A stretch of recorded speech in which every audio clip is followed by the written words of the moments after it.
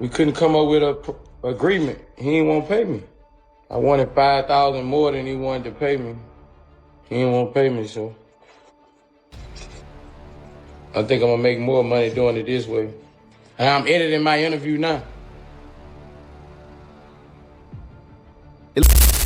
Salute to Vlad, no doubt. But hold up.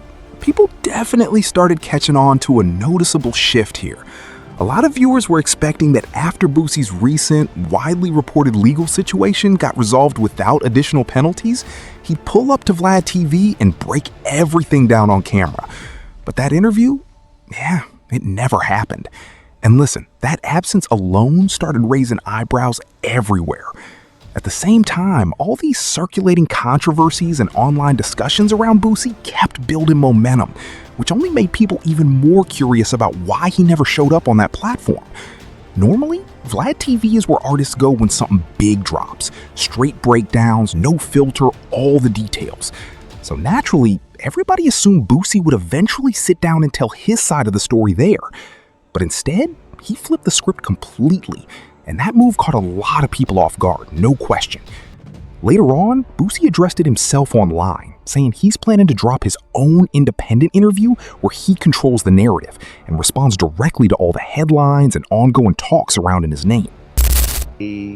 And I initially said no because the amount of money was too high, right? I never paid this much for an interview. And I was doing academic show. And you're not going to say how much you paid?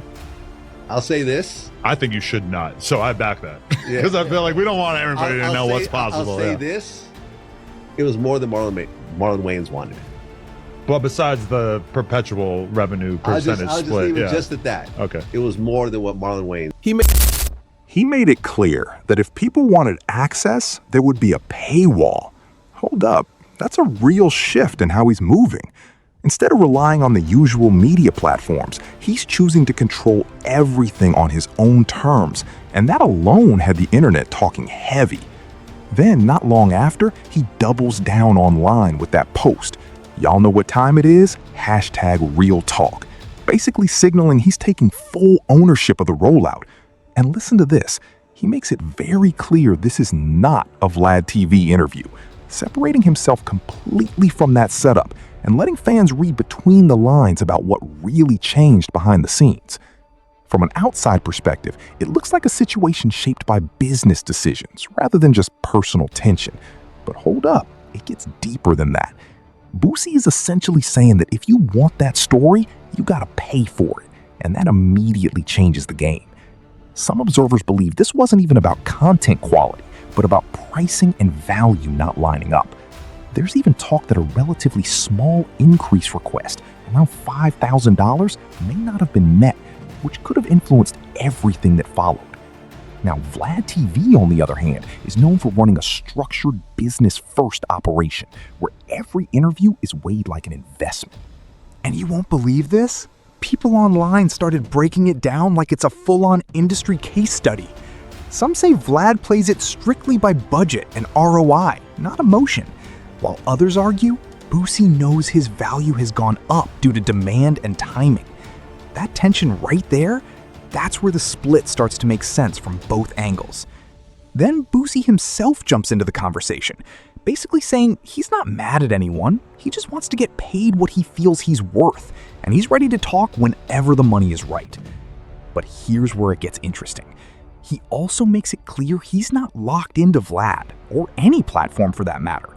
He's saying if anybody wants him on a podcast, he's available, but it has to make sense financially. And listen to this, he even pushes back on the idea that this is personal, saying he doesn't watch other interviews and just shows up to do his own thing. Meanwhile, Vlad's side is often described as operating with a wider content strategy, balancing cost against multiple guests instead of putting big budgets into single interviews. So what you end up with is a bigger picture situation. Two different business mindsets colliding in today's media space. One side focused on controlled budgets and content volume, the other focused on rising individual value and selective appearances. And that's what's really driving all this conversation. Not just drama, but how modern interviews are being priced, negotiated, and valued in real time. Their role in helping keep a platform alive long-term is something people don't really talk about enough.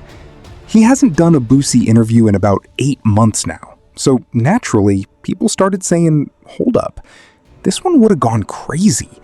A lot of time has passed and there's a whole lot of new angles and stories that could have been unpacked.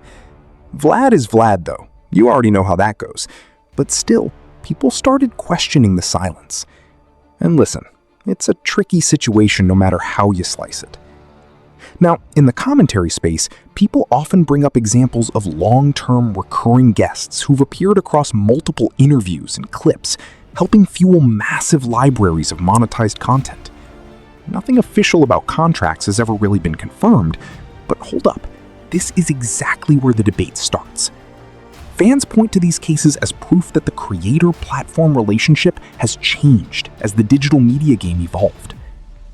Overall, the conversation has shifted into something bigger, focusing on fairness, sustainability, and how the economics of interviews are changing in real time.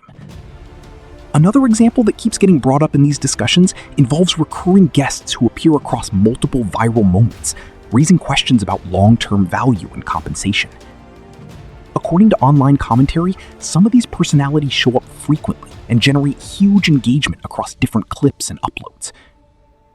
Then you've got names like Charleston White thrown into the mix. And listen to this, some people say he kinda changed the whole game by openly discussing what he gets paid per appearance. And once that became public knowledge, it shifted expectations across the entire space. Now everybody's watching interviews through a different lens. It's not a lot of people operating at that level, but those few names set the tone for how things are viewed. Still, there are claims floating around that not every appearance is directly paid, which sparked even more debate online. Some past situations have even been described as disagreements over statements made during interviews, leading to tension behind the scenes. In a few cases, people chose not to return at all, according to online speculation. And listen, none of this is fully confirmed, but it keeps fueling the narrative. One version of the story even suggests internal metrics, like view counts and revenue performance, were used to justify moving forward without certain contributors. And you won't believe this, but that kind of logic is actually common in digital media. If the numbers make sense, the business moves forward. If they don't, decisions change fast. At the same time, creators are also pushing back, saying their value isn't being fully recognized. Some are asking for higher rates, sometimes even quoting numbers like $10K per appearance, while platforms argue that not every interview can realistically bring that return back. And that's where the tension starts, because one side sees it as fair market value, and the other side sees it as unsustainable. Meanwhile, there's this growing argument that the interview space has become way more transactional than it used to be. Hold up, this is important, because now everything is tied to performance, clicks, and ROI. That means relationships don't always carry the same weight they once did. Perfect. Your phrasing is improving so quickly. Keep up the good work. And then there's the shift toward independence. More creators are starting to move like, I'll host it myself. I'll control the price. I'll control the release. That gives them full power over content, but it also puts the pressure on them to deliver results without a platform backing them. It's freedom, but it's also risk. Now, some people are even saying that this entire situation with Boosie and Vlad isn't just about one disagreement. It's part of a larger industry shift. On one side, you've got structured platforms running business-first models. On the other, you've got creators trying to maximize their personal brand value in real time. And when those two approaches clash, situations like this happen. At the end of the day, this isn't just about interviews anymore. It's about control, value, timing, and who benefits most from the content being created. And now the real question is simple. Who actually played it smarter here? And more importantly, is this the direction all interviews are heading in from here on out?